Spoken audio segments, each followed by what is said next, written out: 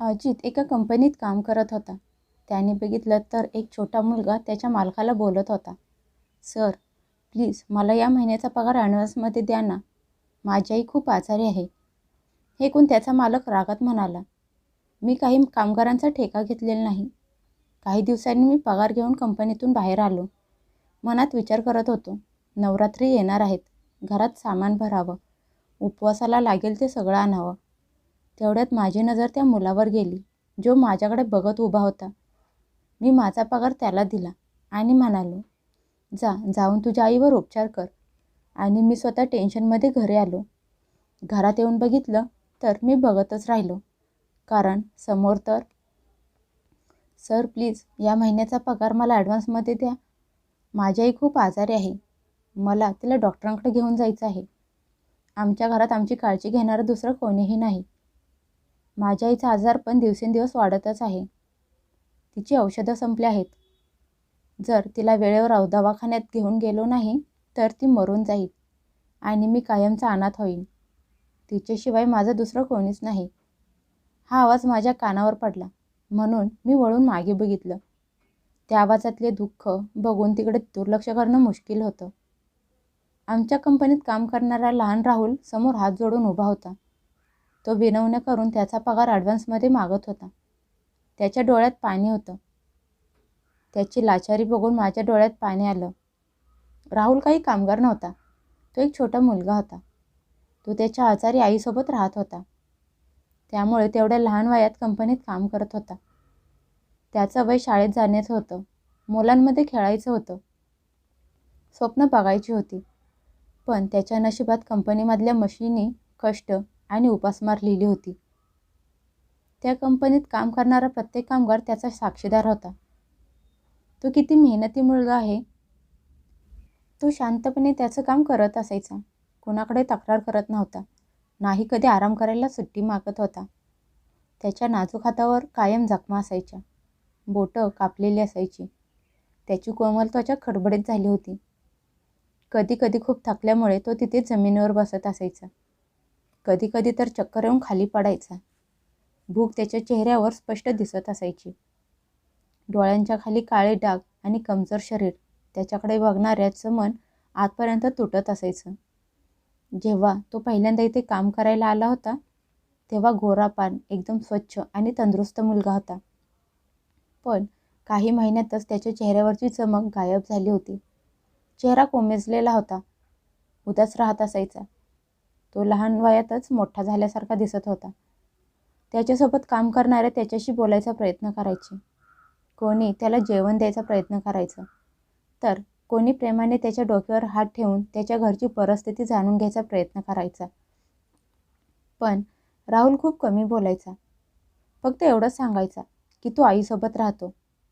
त्याची आई खूप आजारी आहे आणि तिच्या उपचारांसाठी पैशाची गरज आहे. तिच्यासाठीच पैसे कमवण्यासाठी शाळा सोडली आहे. पुस्तकाऐवजी तो आता मशिनीवर काम करत होता. सगळ्यांनी विचारल्यानंतर पण त्यांनी सांगितलं नाही की त्याच्या घरात अजून कोण कोण राहतं, त्याचे नातेवाईक कुठं आहेत. बहुतेक त्याला या प्रश्नाची उत्तरं द्यायची नव्हती, किंवा त्याच्याजवळ या प्रश्नाचे उत्तर नव्हतं.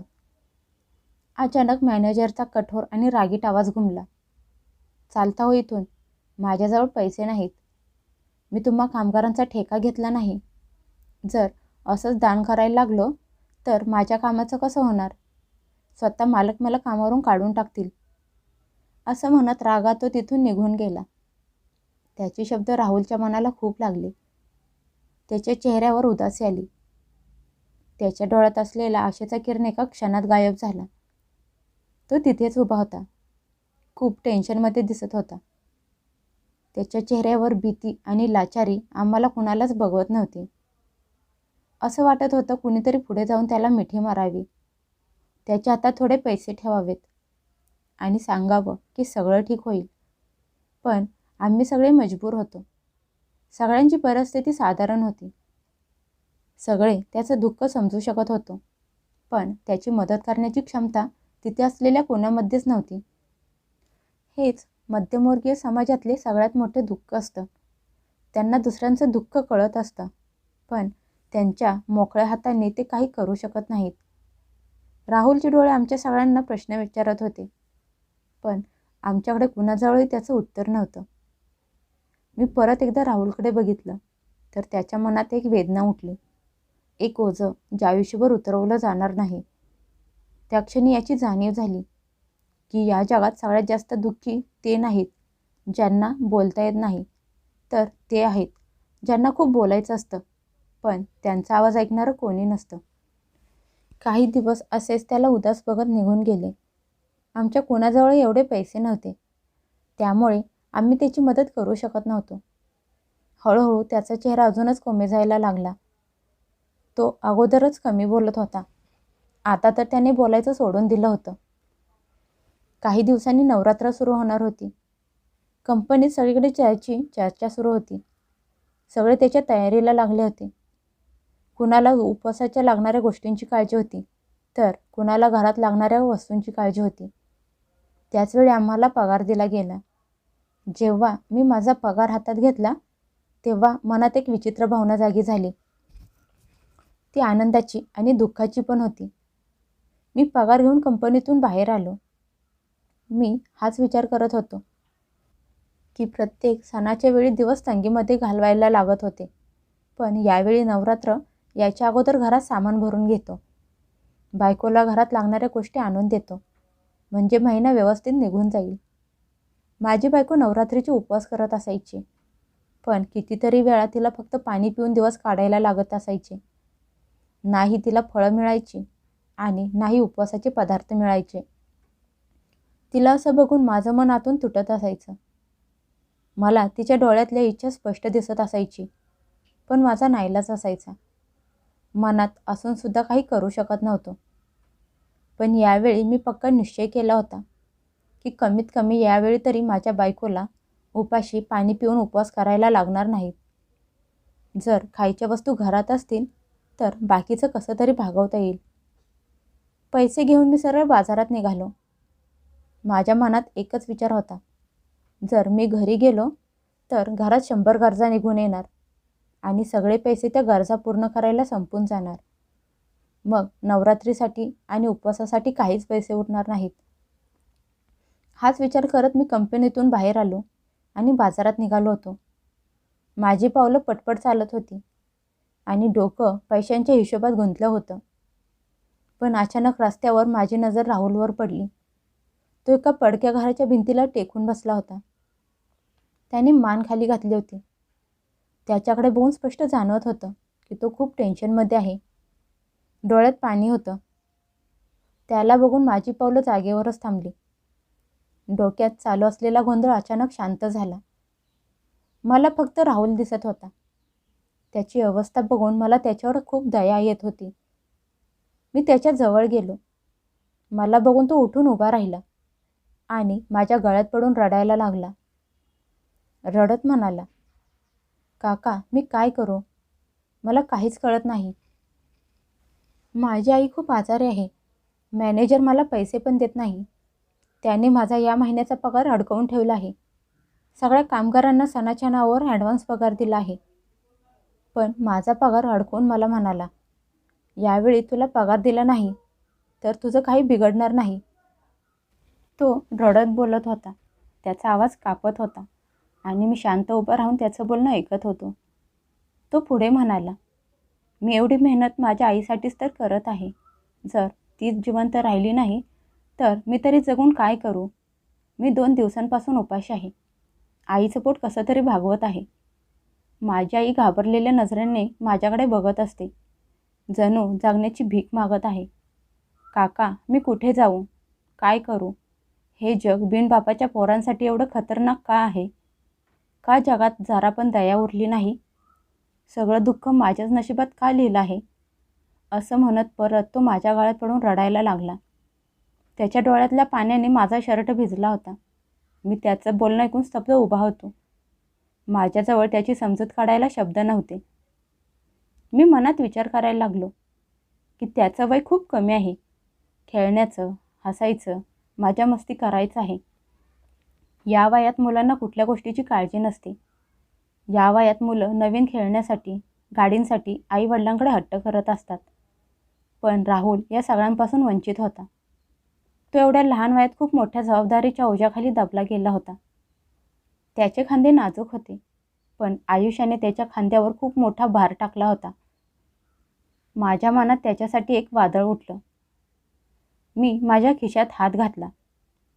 एक क्षण माझ्या डोळ्यांपुढे बायकोचा, मुलांचा चेहरा आला, पण नंतर लगेच राहुलच्या आजारी आईची आठवण आली. माझ्या मनाने निर्णय घेतला होता. माझ्या डोळ्यात पाणी आलं. मी माझा सगळा पगार त्याच्या हातात ठेवला. मी म्हणालो, राहुल बाळा, हे पैसे घे आणि घरी जाऊन तुझ्या आईला डॉक्टरांकडे घेऊन जा. पुढचा खर्च पण या पैशातून पूर्ण कर.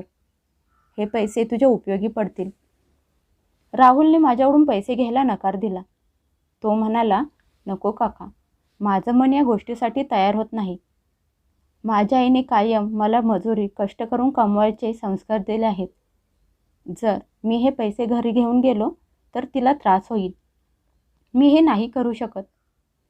मी जबरदस्ती ते पैसे राहुलच्या हातात ठेवले. त्याच्या डोक्यावर हात ठेवून त्याला आशीर्वाद दिले. त्यानंतर मी घरी परत यायला निघालो. मी रस्त्यात चालत होतो. पावले जड झाली होती, पण मनात खूप खूप हलकं हलकं वाटत होतं. मी घरातले सामान भरण्यासाठी कामावरून अर्ध्या दिवसाची सुट्टी घेतली होती, पण आता माझ्याजवळ पैसे उरले नव्हते. त्यामुळे बाजारात जाऊन काहीच फायदा नव्हता. माझ्या डोक्यात फक्त राहुलचे विचार चालू होते. मला माहिती नव्हतं की नवरात्री आणि पूर्ण महिना मी कसा काढणार आहे. पण या क्षणी मला फक्त हे माहीत होतं की मी कोणाच्या तरी आईचा जीव वाचवण्याचा प्रयत्न केला आहे आणि ते माझ्यासाठी खूप होतं. सगळा दिवस बाहेर काढल्यानंतर मी संध्याकाळी घरचा रस्ता पकडला. मन, शरीर थकलं होतं, पण शेवटी घरीच जायला लागणार होतं. मग तो कितीही त्रासात, सुखात असो, घरचा रस्ता पावलं स्वतःहून चालत असतात. मी दारात आलो आणि दार वाजवलं.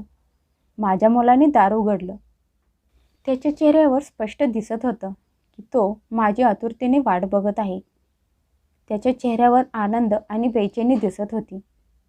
तो मला बघून म्हणाला, बाबा, तुम्ही आज घरी यायला एवढा उशीर का केलात? आम्ही लोक कधीपासून तुमची वाट बघत बसलो होतो. वेळ पुढे जात नव्हती. त्याचं बोलणं ऐकून मी हसून त्याच्या डोक्यावर हात फिरवला. त्याच्या स्पर्शाने माझा सगळा थकवा निघून गेला. मग मी त्याचा हात पकडला आणि घरात आलो. घरात आल्या आल्या माझी नजर घरातल्या सगळ्यांवर पडली. जणू सगळे माझीच वाट बघत बसले होते. कुणाच्या चेहऱ्यावर प्रश्न, तर कुणाच्या चेहऱ्यावर आशा, तर कुणाच्या चेहऱ्यावर आनंद दिसत होता. मी शांतपणे जाऊन बसलो. मी बसल्यानंतर माझी बायको म्हणाली, अहो, आज तुम्हाला घरी यायला खूप उशीर झाला. कधीपासून मुलं तुमची वाट बघत बसली आहेत. तिच्या आवाजात तक्रार नाही, तर काळजी दिसत होती. मी तिच्याकडे आणि नंतर मुलांकडे बघितलं. सगळे माझ्याकडेच असे बघत होते, जणू एखादी आनंदाची बातमी सांगणार आहेत. मी हैराण होऊन सगळ्यांकडे बघितलं. घरात कुणालाच माहीत नव्हतं की आज मला पगार मिळणार आहे. तरी पण सगळ्यांच्या चेहऱ्यावर जोश दिसत होता. मला काहीच कळत नव्हतं की नक्की काय झालं आहे. मी हिम्मत करून म्हणालो, काय झालं? आज सगळे लोक माझी एवढ्या आतुरतेने वाट का बघत बसला आहात? तेवढ्यात माझी थोरली मुलगी उठून पुढे आली. तिच्या चेहऱ्यावर हसू होतं आणि डोळ्यात चमक होती. ती म्हणाली, बाबा, आमच्याजवळ तुमच्यासाठी गुड न्यूज आहे. मी चकित होऊन तिच्याकडे बघितलं. ती हसून म्हणाली, बाबा, मी तुम्हाला ओळखण्यासाठी एक हिंट देते. आपली नवरात्र आणि दिवाळी खूप छान जाणार आहे. तुम्हाला कुठल्याही गोष्टीची काळजी करायची गरज नाही. तिचं बोलणं ऐकून माझं काळीज जोरजोरात धडधडायला लागलं. मी चकित होऊन विचारलं, असं काय झालं आहे की आपले सण चांगले साजरे होणार आहेत? त्या क्षणी माझ्या डोळ्यांपुढे राहुलचा चेहरा येऊन गेला. तो क्षण आठवला जेव्हा मी माझा सगळा पगार त्याच्या हातात ठेवला होता. एक क्षण असं वाटलं की बहुतेक ही माझी परीक्षा आहे. तरी पण माझ्या मनाला पुण्य केल्याची लाज वाटत नव्हती. मी जे काही केलं होतं माझ्या आतल्या आवाजामुळे केलं होतं. माझी मुलगी परत म्हणाली, बाबा, अगोदर तुम्ही तुमचे डोळे बंद करा. आम्ही तुम्हाला सरप्राईज देणार आहोत. मी शांतपणे माझे डोळे बंद केले. माझं काळीज जोरजोरात धडधडत होतं. मन बेचैन झालं होतं. तेवढ्यात माझ्या मुलीचा आवाज आला, बाबा, आता डोळे उघडा.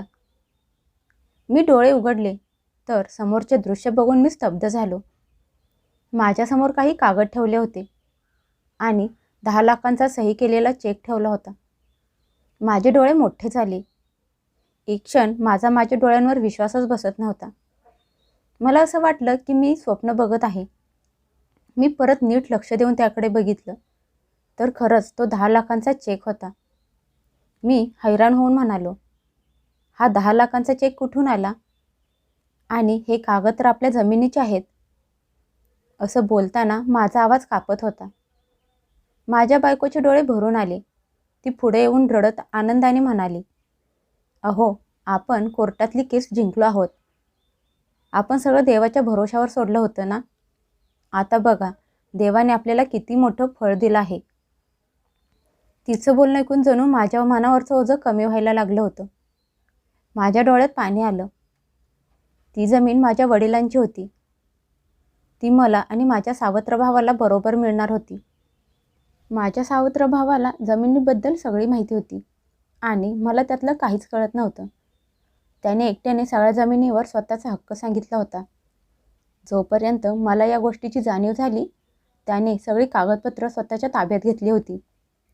मी त्याच्यावर केस केली होती, पण पुरावा आणि पैशाच्या कमतरतेमुळे मी ती केस लढू शकलो नाही.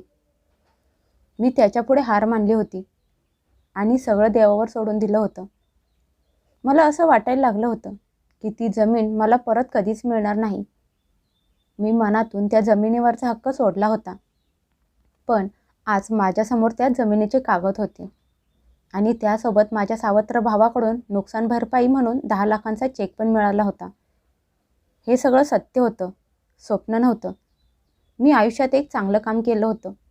मी एका गरजू मुलाची मदत केली होती आणि देवाने मला त्याचं एवढं छान फळ दिलं होतं. त्या क्षणी मला विश्वास बसला की जो निस्वार्थ मनाने पुण्य करतो, एखाद्याची मदत करतो, ते कधीच वाया जात नाही. माझ्या मुलांचे चेहरे आनंदाने खुलले होते. माझ्या बायकोच्या डोळ्यात आनंदाचे पाणी होते. ती हात जोडून देवाचे आभार मानत होती. मी पण देवाचे आभार मानले. मला जाणवलं होतं की देवाने माझ्या हिमतीची परीक्षा घेतली आणि मी ती पूर्ण केली आहे. त्या रात्री मला माहीत झालं होतं की धनदौलत फक्त पैशांचं नाव नसतं. खरे धन मनाची शांती, इज्जत आणि विश्वास असतो, जो माणसाला अंधाऱ्या रात्रीतून बाहेर पडायचा मार्ग दाखवतो. त्या दिवसानंतर मी गरजू लोकांची मदत करण्याचा प्रण घेतला. राहुलच्या घराचा, त्याच्या शाळेचा सगळा खर्च, त्याच्या आईच्या औषधाचा सगळा खर्च मी प्रत्येक महिन्याला करायला लागलो. या पुण्याच्या कामात माझ्या 1-2 मित्रांनी पण मला हातभार लावला. माझ्या वडिलांची मिळालेली जमीन मी भाड्याने दिली. त्यातून मिळणाऱ्या पैशातून मी गरीब लोकांची मदत करायचो. त्यांच्या आशीर्वादामुळे मला प्रमोशन मिळालं. माझा पगार वाढला. काही काळानंतर मी त्या कंपनीचा मॅनेजर झालो. मला माहीत होतं हे सगळं राहुलची मदत केल्यामुळे मला मिळालं आहे. जुने जाणते लोक बोलत असतात की आपण एक पुण्य केलं तर देव त्याच्या बदल्यात आपल्याला 10 पटीने त्याचं फळ देतो. असं होऊ शकतं ना, की तुम्ही केलेल्या एखाद्या छोटीशा मदतीत एखाद्याचं आयुष्य बदलून टाकण्याची क्षमता असू शकते.